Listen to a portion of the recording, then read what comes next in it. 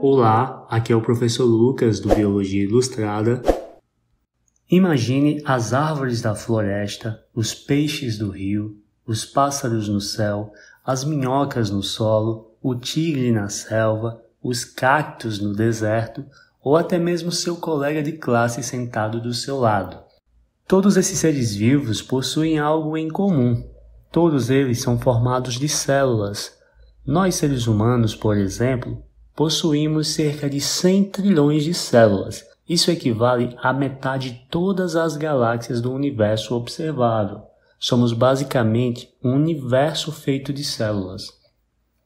Na aula de hoje, vamos estudar citologia, a área da biologia responsável pelo estudo das células.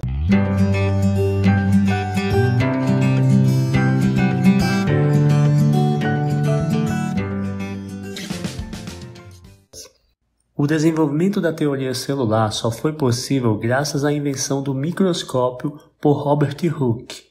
Ele foi capaz de criar um microscópio rudimentar. Isso permitiu ele explorar um mundo que não era visto ao olho nu.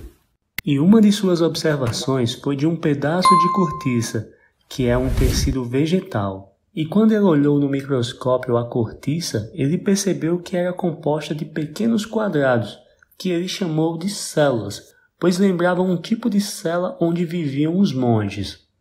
O tecido da cortiça observado por Robert Hooke era um tecido morto, então na realidade o que ele chamou de célula era na verdade o espaço vazio onde estava a célula, restando somente a parede celular que formava esses pequenos espaços.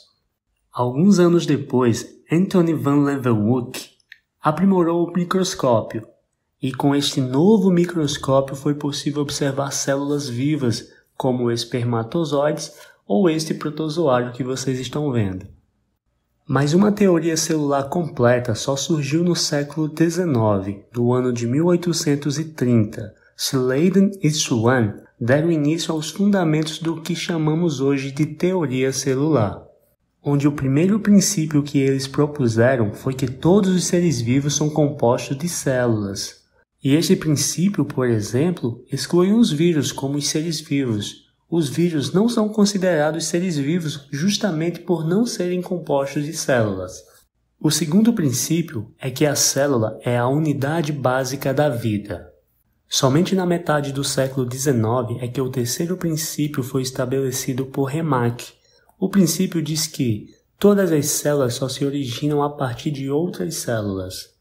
Como já mencionamos, a célula constitui a unidade estrutural da vida, ou seja, compõe o corpo de todos os seres vivos. Os seres unicelulares são formados por uma única célula, já os pluricelulares podem ter em seus corpos de 2 células até trilhões delas.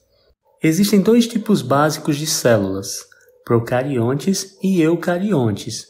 Nas células procariontes, o material genético fica disperso no citoplasma e não é delimitado por membranas. Os seres procariontes são unicelulares, as bactérias são exemplos de procariontes.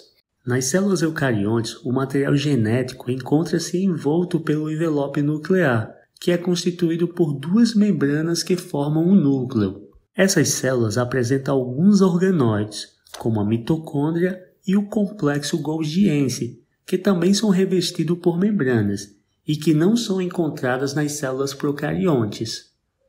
Os organismos eucariontes podem ser unicelulares, como as amebas, ou pluricelulares, como os animais e plantas.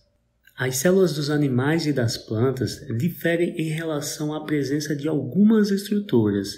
As células vegetais, por exemplo, apresentam parede celular e cloroplastos, organóides que participam do processo de fotossíntese.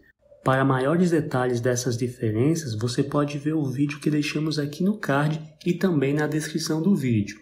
E por último, vamos ver as estruturas que compõem a célula animal. Começamos pela membrana plasmática.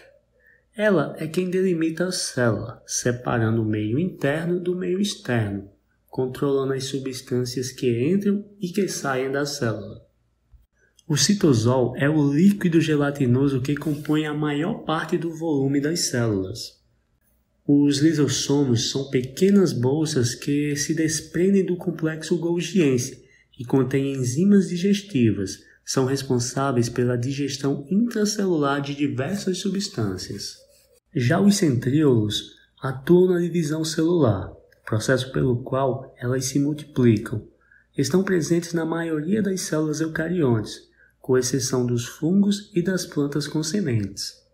Os ribossomos são as estruturas que participam da produção de proteínas nas células. Encontram-se livres no citoplasma, tanto das células eucariontes como das células procariontes. Nas eucariontes, eles também podem estar aderidos ao retículo endoplasmático. As mitocôndrias produzem energia, utilizando açúcares na presença de oxigênio, em um processo chamado de respiração celular. A energia produzida pelas mitocôndrias é essencial para as atividades celulares como a reprodução. O retículo endoplasmático é uma rede de tubos membranosos na qual acontece a produção de várias substâncias, como o colesterol e as proteínas, podendo ter ribossomos aderidos à sua membrana. O complexo golgiense é formado por várias bolsas achatadas e empilhadas. Nele ocorrem a transformação, o armazenamento e o transporte de proteínas e de outras substâncias pela célula, além da produção de açúcares. Se você quer fixar ainda mais o conteúdo dessa aula, preparamos uma paródia super legal. Para conferir, é só clicar aqui no card do vídeo. Obrigado por assistir. Se você gostou do vídeo, deixa o seu like e se inscreve no canal. Também não se esquece de nos seguir nas redes sociais. O link do Instagram e do Facebook estão aqui abaixo na descrição. Tchau, tchau e até o próximo vídeo.